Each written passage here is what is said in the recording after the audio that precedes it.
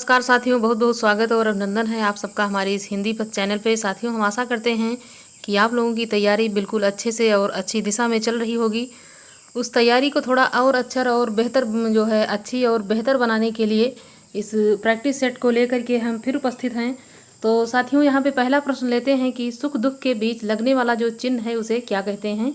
उसे निर्देशक चिन्ह कहते हैं, योजक कहते हैं, या विवरण, या फिर अपूर्ण विराम। यहाँ पे तो आपका जो आंसर यहाँ पे सही हो जाता है वो हो जाएगा क्या, यहाँ पे ये योजक चिन्ह हो जाता है। क्या हो जाता है? योजक चिन्ह हो जाता है, जो सुख और दुख के बीच में जो ये यहाँ बीच में जो दिख रहा है।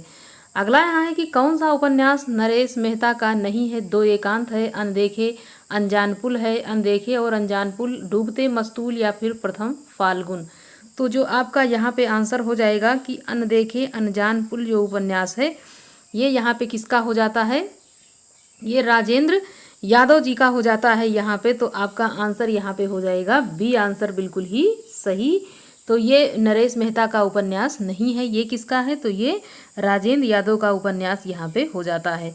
जबकि डूबते मस्तूल और यहाँ पे फाल्गुन, ये जो उपन्यास हैं, दो एकांत, ये सब यहाँ पे नरेश मेहता जी के हो जाते हैं। अगला प्रश्न है कि इसमें से जानने की इच्छा हो के लिए एक शब्द हो जाएगा। जितेंद्रिय हो जाए, अजय हो जाएगा, जलचर, या फिर जिज्ञासु। तो जो जानने की इच्छा रखता है उसको कहा जाता है जिज्ञासु। यहाँ पे डी आंसर आपका हो जाएगा बिल्कुल ही सही। अगला है निम्नलिखित में से किसको ज्ञानपीठ पुरस्कार नहीं मिला है। तो यहाँ पे नरेश मेहता हैं, दिनकर हैं, नागार्जुन, या फिर निर्मल वर्मा। आंसर आपका जो सही हो जाएगा वो यहाँ पे हो जाएगा सी आंसर, नागार्जुन। ऐसे मतलब प्रगतिवादी युग के जो प्रसिद्ध कवि थे और इनको जो है क्या है, ज्ञानपीठ पुरस्कार नहीं मिला है। जबकि नरेश मेहता, दिनकर और निर्मल वर्मा को यहाँ पे ज्ञानपीठ पुरस्कार प्राप्त हो चुका है। अज्ञेय का पूरा नाम पूछा जा रहा है। तो यहाँ पे राय कृष्णदास है, कन्हैया लाल है, सच्चिदानंद हीरानंद वात्सेन अज्ञेय, या फिर जयशंकर प्रसाद। सबको पता है सी आंसर हो जाएगा बिल्कुल ही सही। यहाँ पे सच्चिदानंद हीरानंद वात्सेन अज्ञेय हो जाता है पूरा नाम इनका। सूरज का सातवां घोड़ा किस विधा की रचना है। कहानी है, उपन्यास है, नाटक है, या फिर संस्मरण है। तो यहाँ पे आपका आंसर क्या सही हो जाएगा कि ये क्या है? तो ये हो जाता है क्या, ये नाटक हो जाता है। सूरज का सातवां घोड़ा क्या हो जाता है? ये एक नाटक नहीं, उपन्यास यहाँ पे हो जाएगा। क्या हो जाएगा कि ये यहाँ पे उपन्यास हो जाता है। अगला यहाँ पे प्रश्न है कि निम्नलिखित शब्दों में से किस शब्द में उस पर उपसर्ग नहीं है। तो मिलान है, सुपुत्र है, अधर्म है, या फिर सुकर्म है। तो यहाँ पे आपका आंसर सही हो जाएगा ए। इसमें क्या है कि उपसर्ग इसमें नहीं लगा हुआ है, और जबकि इसमें जो भी हैं, सुपुत्र में सु है, आ में, अधर्म में आ है, और सुकर्म में सु, यहाँ पे उपसर्ग यहाँ पे हो गया है। तो यहाँ पे ए आंसर आपका हो जाएगा बिल्कुल ही सही। अगला प्रश्न यहाँ पे हो जाता है,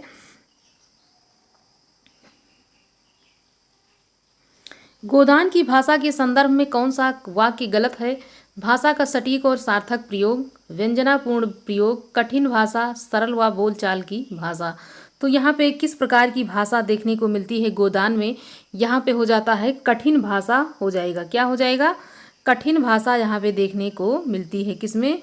तो गोदान के संदर्भ में कहा जाता है तो उसकी भाषा थोड़ा कठिन हो जाती है, और गोदान की भाषा सटीक और सार्थक है। इसमें सरल बोलचाल की भाषा का व्यंजनापूर्ण शैली में प्रयोग हुआ है। किस क्रमांक में सूत और सुत शब्द युग्म का सही अर्थ यहाँ पे भेद है। तो यहाँ पे सारथी पुत्र, सारथी धागा, धागा घोड़ा, या पुत्र और सुई।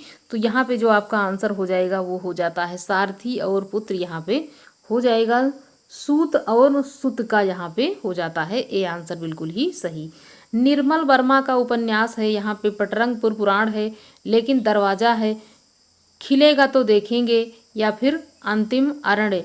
यहाँ पे जो आपका आंसर हो जाएगा वो कौन सा हो जाएगा? डी आंसर हो जाएगा यहाँ पे बिल्कुल ही सही। निर्मल वर्मा का उपन्यास है। यहाँ पे पेड़ से पत्ते गिरते हैं में कारक है। तो यहाँ पे कर्ता कारक है, अपादान है, करण कारक है, संबंध कारक है। तो यहाँ पे पत्ते मतलब जब किसी से अलगाव की स्थिति उत्पन्न होती है जिस कारक में, तो यहाँ पे अलग होने की स्थिति उत्पन्न है, पेड़ से पत्ता गिरता है। तो यहाँ पे बी आंसर आपका हो जाएगा बिल्कुल ही सही। निम्नलिखित में से कौन सी भाववाचक संज्ञा है? भारत है, लड़का है, मित्रता है, या फिर पेड़ है। तो भाववाचक संज्ञा आपका यहाँ पे हो जाएगा क्या हो जाएगा? सी आंसर हो जाएगा। मित्रता यहाँ पे भाववाचक के अंतर्गत आ जाती है। क्या आ जाता है? तो मित्रता यहाँ पे मूर्खता, घबराहट, बुढ़ापा, पांडित्य, तो यहाँ पे ये किसके अंतर्गत ये हो जाता है? सब भाववाचक के अंतर्गत यहाँ पे हो जाएगा। अगला प्रश्न यहाँ पे है कि स्फूर्ति शब्द का तद्भव शब्द है, तो यहाँ सुग्गा हो जाएगा, सौत हो जाएगा, फुर्ती उपरोक्त में से कोई नहीं, तो यहाँ पे आंसर हो जाएगा स्फूर्ति हो जाता है। तो यहाँ पे स्फूर्ति का फुर्ती हो जाएगा, तो सी आंसर आपका हो जाएगा सही। फुर्ती जो है ये तद्भव के अंतर्गत हो जाता है। क्या हो जाता है?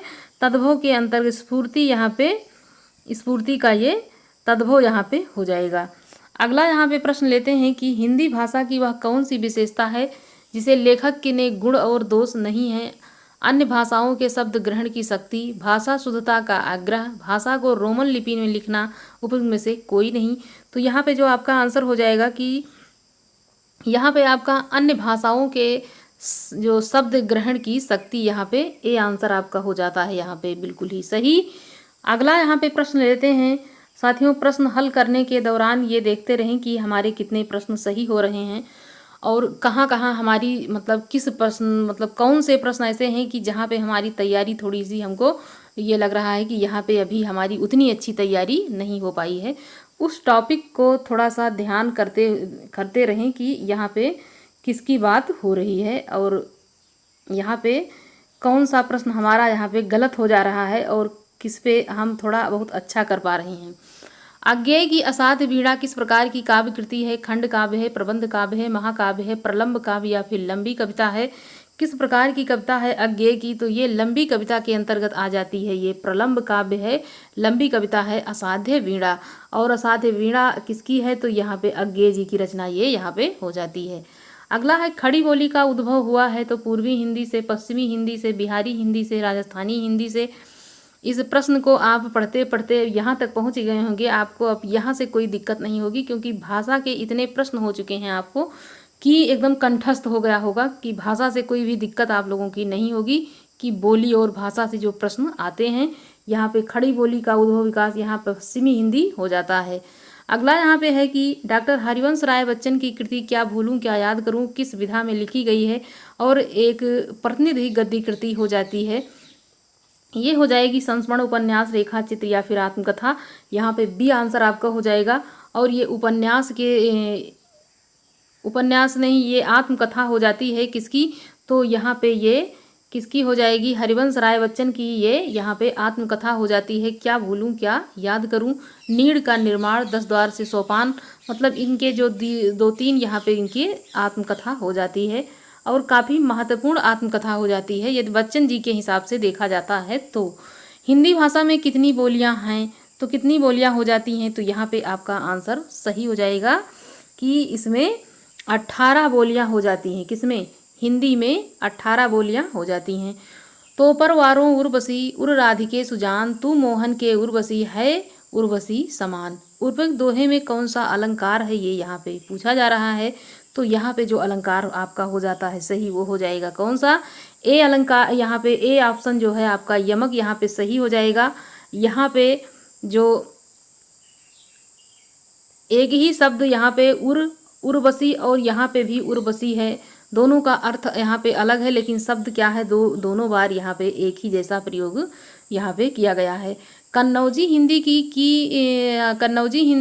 की किस उपभाषा की एक बोली है? तो पूर्वी हिंदी है, पश्चिमी है, राजस्थानी या फिर पहाड़ी हिंदी। आंसर आपका यहाँ पे सही हो जाएगा कौन सा? बी आंसर हो जाएगा। यहाँ पे भी पश्चिमी हिंदी कन्नौजी हो जाएगा और जो है इसमें बुंदेली हो जाता है, खड़ी बोली, ब्रज, ये सब पश्चिमी के अंतर्गत ही यहाँ पे आती हैं। शुद्ध वर्तनी का चयन करना है, कुमुदनी है, कुमुदनी, कुमुदनी, कुमुदनी। यहाँ पे आंसर आपका हो जाएगा कौन सा? सी आंसर हो जाएगा बिल्कुल ही सही। यहाँ पे कुमुदनी जो है ये हो जाएगा आपका। एक प्रश्न या 2 प्रश्न यहाँ से देखने को मिलेंगे आपको एग्जाम में, ज़्यादातर आपको 2 प्रश्न यहाँ से देखने को मिलते हैं। रसखान, रहीम, देव रत्नाकर आदि कवि मुख्यतः किस बोली में रचना करते हैं? तो इसको देख करके आप अंदाज़ा लगा सकते हैं कि इनकी रचना किस भाषा में हो सकती है। तो यहाँ पे ये जो हैं अवधी, ब्रज, बघेली या फिर मगधी। तो ये जो लेखक हैं इन्होंने जो रचनाएं की हैं वो इनकी एक ही भाषा हो जाती है ब्रज में। इन्होंने ज़्यादातर अपनी रचनाएं लिखी हैं। ज़्यादा क्या, संपूर्ण रचनाएं इनकी देखी जाए तो ब्रज ही भाषा में देखने को मिलती हैं। अगला यहाँ पे प्रश्न है कि जहाँ कारण बिना कार्य की उत्पत्ति होती है वहाँ कौन सा अलंकार हो जाएगा। मतलब बिना कारण के ही कार्य जहाँ हो जाए वहाँ पे किस प्रकार का अलंकार देखने को मिलता है, ये यहाँ पे पूछा जा रहा है। तो विभावना अलंकार हो जाता है यहाँ पे। अगला प्रश्न है कि निम्नलिखित में से कौन सा एक पहाड़ी बोली है, तो कौन सी हो जाएगी। मड़ियाली है, बांगरू है, कवरी हड़ैती है।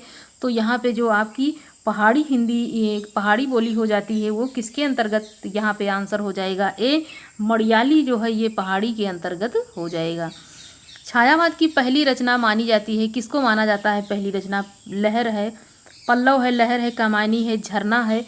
आंसर हो जाएगा डी आपका बिल्कुल सही। झरना को यहाँ पे माना गया है छायावाद की पहली रचना। किसके रूप में, छायावाद में लहर को आप मान लीजिए पहली रचना के रूप में।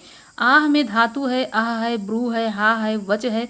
16 धातुओं के अंतर्गत ये जितनी भी यहाँ पे धातुएं दी हुई हैं 16 धातुओं को यहाँ पे आपको याद करना पड़ेगा। यहाँ पे अगला जो प्रश्न है ये आंसर आपका सही हो जाता है कौन सा, तो यहाँ पे बी आंसर हो जाएगा आपका बिल्कुल ही सही। अगला प्रश्न है कौन सी कृति मोहन राकेश की नहीं है। तो यहाँ पे मोहन राकेश की जो कृति नहीं है वो यहाँ पे पूछा जा रहा है। तो यहाँ पे आषाढ़ का एक दिन मोहन राकेश, लहरों का राजहंस मोहन राकेश, आधे अधूरे मोहन राकेश। तो यहाँ पे आपका बच गया कौन सा, कन्यादान। यहाँ पे इनकी रचना नहीं है। तो ये जो रचना हो जाती है ये इनकी नहीं है। ये शायद रचना किसकी है, जैनेन्द्र की है। इसको थोड़ा सा देख करके आप लोगों को बताएंगे। निम्नलिखित में से कौन सा युग्म गलत है। तो यहाँ पे पुष्प प्रसून है, माता प्रसु है, साप ब्याल है, मार्ग केतु है। तो आंसर यहाँ पे आपका जो सही हो जाएगा वो कौन सा हो जाता है, यहाँ पे डी आंसर हो जाएगा। मार्ग केतु यहाँ पे हो जाएगा गलत। पुष्प प्रसून सही है, माता प्रसु सही है, सांप और ब्याल यहाँ एक दूसरे का पर्यायवाची हो जाता है। सही युग्म को पहचानिए।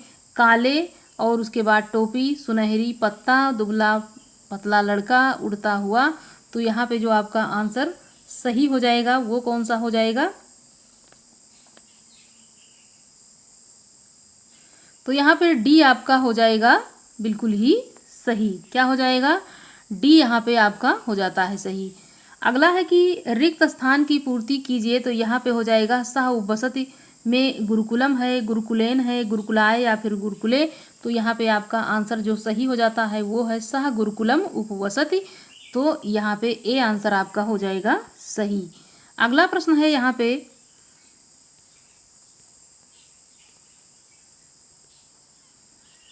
हम सब वेद पढ़ते हैं का संस्कृत अनुवाद होगा। तो वयम वेदा पठेम, वयम वेदाः पठाम, वयम वेदाम पठाए, वयम वेदाम पठाम। तो यहाँ पे क्या हो जाएगा आपका आंसर सही, यहाँ पे हो जाता है डी आंसर आपका बिल्कुल हो जाएगा। वयम वेदाम पठाम यहाँ पे हो जाएगा। सूची 1 का यहाँ पे मिलान करना है कि कौन सी रचना किसकी हो जाती है। तो यहाँ पे देखते हैं कि कौन सी रचना यहाँ पे हो जाएगी। कालिदास की रचना देखी जाती है तो यहाँ पे ऋतु संहार सही हो जाएगा। भवभूति का यहाँ पे हो जाएगा कौन सा, तो 10 कुमार यहाँ उत्तम रामचरितम, दंडी का 10 कुमार चरितम, बाण भट्ट का यहाँ कादम्बरी, श्रीहर्ष का यहाँ पे नैषधीय चरितम। तो यहाँ पे जो आपका आंसर सही हो जाएगा वो कौन सा हो जाएगा,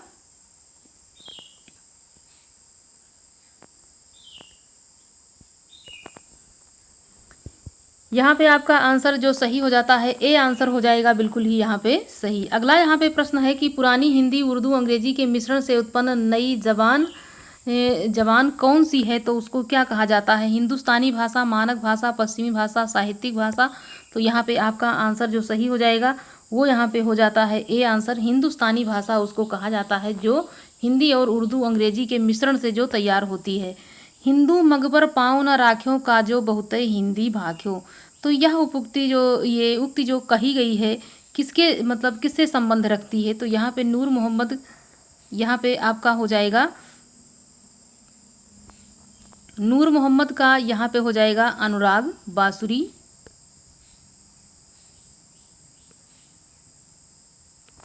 यहाँ पे जो आपका आंसर हो जाएगा वो करेक्ट यहाँ पे सी हो जाएगा, बिल्कुल ही सही।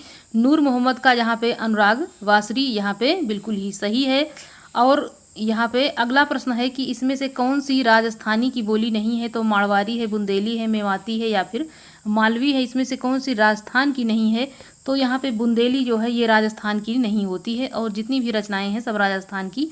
नीचे दिए गए नामों में कौन से कवि वल्लभाचार्य के शिष्य नहीं है? तो यहाँ पे चतुर्भुज दास, सूरदास, कुंभन दास या फिर परमानंद दास। तो यहाँ पे जो चतुर्भुज दास हैं ये उनके शिष्य नहीं हैं और यहाँ पे जितने भी हैं ये सब वल्लभाचार्य के शिष्य हो जाते हैं। तो चतुर्भुज दास जो हैं ये विट्ठल के यहाँ पे शिष्य, विट्ठल नाथ के शिष्य माने जाते हैं। अगला प्रश्न यहाँ पे है कि जिह्वा के आधार पर स्वर कितने प्रकार के होते हैं? 2, 3, 4 या फिर 6। तो जिह्वा के आधार से देखा जाता है तो यहाँ पे जो स्वर हैं वो 3 प्रकार के यहाँ पे हो जाएंगे। अगला है निम्नलिखित में से कौन सा मूल दीर्घ स्वर नहीं है? आ है, बड़ी ई है, ऊ है और ओ है। तो यहाँ पे डी आंसर हो जाएगा बिल्कुल ही सही, क्योंकि ये संयुक्त स्वर के अंतर्गत यहाँ पे आता है। स्पर्श व्यंजन कंठीय ध्वनि अघोष महाप्राण ध्वनि है। तो यहाँ पे क्या हो जाएगा? का हो जाएगा, गा, खा या फिर घा। तो यहाँ पे आंसर जो आपका सही हो जाता है वो सी आंसर हो जाएगा यहाँ पे बिल्कुल ही सही, कि ये स्पर्श है और व्यंजन ये कंठीय ध्वनि है और अघोष है और ये महाप्राण के अंतर्गत भी आता है। दंतोष्ट मतलब ध्वनि यहाँ पे कौन सी हो जाएगी? वाह है, फा है, या है या फिर रा है। तो यहाँ पे आंसर आपका हो जाएगा ए। यहाँ पे ए आंसर हो जाएगा आपका बिल्कुल ही सही। निम्नलिखित शब्दों में से तत्सम शब्द को पहचानना है। तो कोयल है, कुक्कुर है, लाख है या फिर भीतर है। आंसर यहाँ पे हो जाएगा बी बिल्कुल ही सही, क्योंकि ये जो कुक्कुर है ये संस्कृत में ही इसका प्रयोग किया जाता है और जो संस्कृत के ही शब्द जब ऐसे होते हैं जो तत्सम में देखने को मिलते हैं, जबकि आम बोलचाल की भाषा के जो शब्द रहते हैं हमारे उनको हम क्या कहते हैं? तद्भव कहते हैं। और थोड़ा और जो मतलब देहाती शब्द जो हो जाता है उसको देशज कहा जाता है। प्रत्यारोपण यहाँ पे जो संधि पूछा जा रहा है, प्रत्यारोपण, प्रतिरोपण, प्रत्यारोपण या फिर प्रत्यारोपण। तो यहाँ पे आंसर आपका हो जाएगा कौन सा सही? सी आंसर हो जाएगा, प्रत्यारोपण बिल्कुल ही यहाँ पे सही हो जाता है। अगला है ईश्वर ने सुनने को 2 कान दिए हैं। इनमें से सुनने को में कौन सा कारक है? अधिकरण है, करण है, संप्रदान है, कर्म है। तो यहाँ पे जो आंसर हो जाएगा वो हो जाता है के लिए का प्रयोग किया गया है। सुनने के लिए भगवान ने 2 कान दिया। कान किसके लिए दिए गए हैं? तो सुनने के लिए। तो यहाँ पे संप्रदान कारक जो है हो जाता है।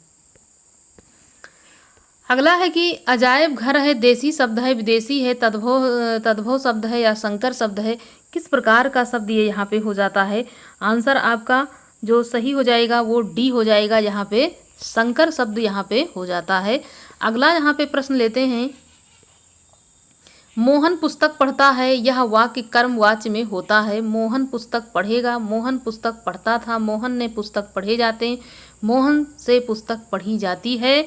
आंसर आपका जो सही हो जाएगा वो डी हो जाएगा। यहाँ पे मोहन से पुस्तक पढ़ी जाती है बिल्कुल ही सही हो जाएगा। निम्नलिखित में से पुल्लिंग शब्द को यहाँ पे पहचानना है। चिड़िया है, भुजा है, जाति है, कपड़ा है। तो यहाँ पे जो पुल्लिंग हो जाएगा वो कौन सा हो जाता है? यहाँ पे आंसर हो जाएगा बी बिल्कुल ही सही, डी हो जाएगा बिल्कुल ही सही आपका। यहाँ पे कपड़ा हो जाएगा, ये पुल्लिंग जो है शब्द है यहाँ पे। अगला है बिंदु का बहुवचन क्या है? तो यहाँ पे बिंदुसार है, बिंदु है, बिंदुएं हैं या फिर बिंदुएं हो जाएगा। आंसर आपका सही हो जाता है बी बिल्कुल ही यहाँ पे सही, कि यहाँ पे बिंदु का यहाँ पे पूछा जा रहा है कि कौन सा हो जाएगा। तो यहाँ पे आंसर आपका हो जाएगा बी बिल्कुल ही सही। अगला है निम्न में से बंधु शब्द का बहुवचन रूप कौन सा है? तो यहाँ पे बंधु हो जाएगा, बंधु वर्ग है, बधुएं हैं, बंधुओं। तो यहाँ पे जो बहुवचन हो जाता है वो क्या हो जाता है? जब हम यहाँ पे इस प्रकार के शब्दों का प्रयोग करते हैं तो उसमें गण, वर्ग, जन इस प्रकार के शब्दों का प्रयोग देखने को मिलता है। तो यहाँ पे वर्ग हो जाता है बंधु वर्ग। तो अगला प्रश्न है अशोक के फूल निबंध रचित हैं, तो यहाँ पूछा जा रहा है किसके द्वारा रचित है। महादेवी वर्मा के द्वारा है, हजारी प्रसाद द्विवेदी द्वारा है, रामधारी सिंह दिनकर के द्वारा या फिर नागार्जुन द्वारा। तो यहाँ पे जो आपका आंसर सही हो जाएगा वो कौन सा हो जाएगा, यहाँ पे हजारी प्रसाद द्विवेदी द्वारा ये लिखा गया है और ये ललित निबंधकार के रूप में प्रसिद्ध हैं। राणा ने सोचा इस पार तब तक चेतक था उस पार, उक्त पंक्ति में अलंकार है, काफ़ी प्रसिद्ध पंक्ति है। यहाँ पे ये श्याम नारायण पांडे की पंक्ति हो जाएगी, श्याम नारायण पांडे की नहीं, ये थोड़ा बढ़ा चढ़ा करके पेश करने के लिए इसको लिखा गया है। इसमें हो जाता है अतिशयोक्ति अलंकार। वो राणा प्रताप का जो उसमें लिखी गई है कविता चेतक वाली, वो उसको उन्होंने वहाँ पे लिखी है। अगला है निम्नलिखित में से कौन सा शब्द अरबी फारसी या अंग्रेजी मूलक नहीं है। तो कलम है, दाग है, किला है, जल है। तो कौन सा शब्द अरबी फारसी या अंग्रेजी मूलक नहीं है। आंसर आपका यहाँ पे कौन सा सही हो जाएगा, डी हो जाएगा यहाँ पे आपका बिल्कुल ही सही। अगला प्रश्न यहाँ पे लेते हैं कि इसमें से कौन सा पूर्णोपमा नहीं है। पड़ी थी बिजली सी बिकराल, रति सम रमणीय मूर्ति राधा की, हरिपद कोमल कमल से, नील कमल से सुंदर नयन। तो यहाँ पे जो आपका आंसर हो जाएगा सही वो हो जाएगा ए, पड़ी थी बिजली सी बिकराल। यहाँ पे ये पूर्णोपमा नहीं है, यहाँ पे जो आगे का एक शब्द जो होता है वो यहाँ पे नहीं है, तो यहाँ पे ये पूर्ण नहीं माना जाता है। ये शब्द मतलब उपमा और उपमेय जो होता है वो यहाँ पे शब्द नहीं है, इसलिए ये शब्द पूर्ण नहीं है और ये पूर्णोपमा अलंकार यहाँ पे नहीं हो जाता है। अगला यहाँ पे प्रश्न है कि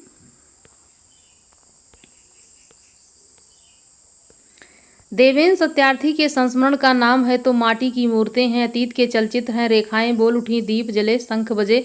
तो देवेंद्र सत्यार्थी का जो संस्मरण यहाँ पे हो जाता है वो यहाँ पे कौन सा हो जाएगा, आंसर आपका यहाँ पे सही हो जाएगा सी, रेखाएं बोल उठी। ये इनका संस्मरण यहाँ पे हो जाता है। किसका हो जाएगा, तो देवेंद्र सत्यार्थी जी का ये यहाँ पे हो जाता है। दीप जले शंख बजे तो यहाँ पे कन्हैया लाल मिश्र प्रभाकर का हो जाएगा। माटी की मूर्तें राम वृक्ष बेनीपुरी का हो जाएगा। अतीत के चलचित्र यहाँ महादेवी वर्मा का हो जाएगा। तो अगला यहाँ पे प्रश्न है हनुमान की पूंछ में लगन न पाई आग, लंका सिगरी जल गई, गए निशाचर भाग। तो उपयुक्त पंक्ति में अलंकार पूछा जा रहा है। यहाँ पे भी अतिशयोक्ति है, काफ़ी बढ़ा चढ़ा के पेश किया गया है, तो यहाँ पे भी अतिशयोक्ति अलंकार हो जाता है। ज्ञानाश्रयी शाखा के प्रमुख कवि कौन है, रैदास हैं, कबीर हैं, गुरु नानक हैं या फिर तुलसीदास हैं। तो ज्ञानाश्रयी और प्रेमाश्रयी दो शाखा होती हैं, तो दोनों शाखाओं के जो प्रमुख कवि हैं उसमें पूछा जा रहा है कि ज्ञानाश्रयी शाखा के जो कवि हैं यहाँ पे कौन हो जाएंगे। तो यहाँ पे बी आंसर हो जाएगा आपका बिल्कुल ही सही। यहाँ पे प्रेमाश्रयी के देखा जाता है तो यहाँ पे जो प्रेमाख्यान काव्य जितने भी लिखे गए हैं तो उसमें जायसी जी हो जाते हैं।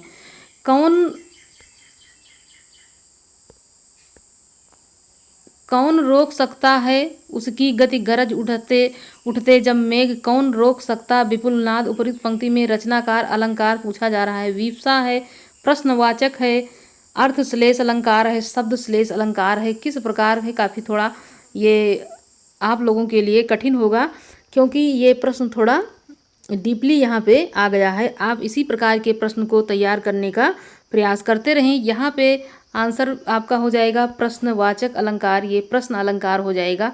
यहाँ पे अगर इसकी पहचान देखी जाए तो यहाँ पे कौन, उसके बाद कौन, तो यहाँ पे कौन कौन करके मतलब प्रश्नवाचक शब्द बीच बीच में आ रहा है, इसी से आप सोच सकते हैं कि यहाँ पे प्रश्नवाचक अलंकार हो जाएगा, प्रश्न अलंकार। निम्नलिखित में से कौन सा शब्द कमल का पर्यायवाची नहीं है, अरविंद है, शतदल है, सरसिज है, अमेय है। तो आंसर आपका जो सही हो जाएगा वो कौन सा हो जाता है इसमें, यहाँ पे अमेय जो हो जाता है ये हो जाएगा, ये अमेय जो होता है ये अमृत का हो जाता है और जितने भी यहाँ पे हैं ये सब कमल के पर्यायवाची हो जाएंगे। उपेंद्र बज्जा जो छंद है कि प्रत्येक चरण में कुल कितने वर्ण होते हैं, तो ये जो उपेंद्र बज्जा और एक और है इसी का इंद्र बज्जा और उपेंद्र बज्जा जो होते हैं इसमें दोनों में एक ही प्रकार के जो वर्ण हैं ये यहाँ पे 11 वर्ण देखने को मिलते हैं। अगला यहाँ पे प्रश्न है कि निम्नलिखित में से कौन सा नाटक जयशंकर प्रसाद द्वारा रचित नहीं है। ध्रुव सामनी है, कृष्णार्जुन युद्ध या बुद्ध या फिर रुक्मणी परिणय या फिर प्रेम लोक तो जयशंकर प्रसाद द्वारा रचित है पूछा गया है, नहीं पूछा जा रहा है यहाँ पे। तो यहाँ पे ध्रुव स्वामिनी हो जाएगा, ए आंसर बिल्कुल ही सही। अगला है कि जनकाया नमः, यहाँ नमः के योग में कौन सी विभक्ति है। काफ़ी महत्वपूर्ण ये विभक्ति हो गई है। टीजीटी और पीजीटी के लिए देखा जाता है तो ये विभक्ति कहीं ना कहीं घूम फिर करके आपका सामना इससे ज़रूर होगा। तो आप इस प्रकार जो चतुर्थी विभक्ति के जितने भी सूत्र हैं उसको बिल्कुल अच्छे से क्लियर तैयार रखें, क्योंकि यहाँ से प्रश्न आपको देखने को मिल सकता है।